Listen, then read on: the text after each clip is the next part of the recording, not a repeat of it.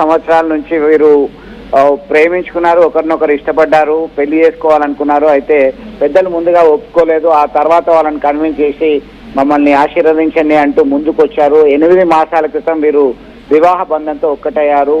Cut చేస్తే 4 మాసాల గర్భవతిగా ఉన్నటువంటి వైష్ణవికి ఇటీవల కాలంలో తరచూ వేధింపులు భర్త కుటుంబ సభ్యుల నుంచి అధికమవుతున్నాయి. దీనిలో భాగంగానే తరచూ ఆవేదన వ్యక్తం చేసేది. ఈ మధ్య దాదాపు 15 రోజుల నుంచి కొంత ఇమడలేకపోతున్నాను అనేటువంటి ఆందోళనతోనే ఆమె కనబడ్డట్టు సంబంధిత కుటుంబ సభ్యులు చెప్తున్నటువంటి పరిస్థితి. మొత్తం మీద గత రాత్రి తీవ్ర స్థాయికి చేరింది. వీరి భార్యాభర్తల మధ్య జరిగినటువంటి గొడవలు తారాస్థాయికి చేరిన తర్వాత కిరాతకంగా అత్యంత పాశవికంగా దాడి చేసి కత్తితో పొడిచి హతమార్చినటువంటి ఘటన కలకలం రేపుతుంది. దీనిలో ఉదయమే భార్య వైష్ణవి మృతి చెందినటువంటి ఘటన సంబంధించినటువంటి సమాచారం అందుకున్నటువంటి స్థానికులు, వైష్ణవి బంధువులు, వాళ్ళ సోదరుడు, తల్లి, ఇతర బంధువులందరూ చేరుకొని కన్నీరు మున్నీరుగా విలపిస్తున్నటువంటి పరిస్థితి. సమాచారం అందుకున్నటువంటి వెంటనే పోలీసులు రంగంలోకి దిగారు.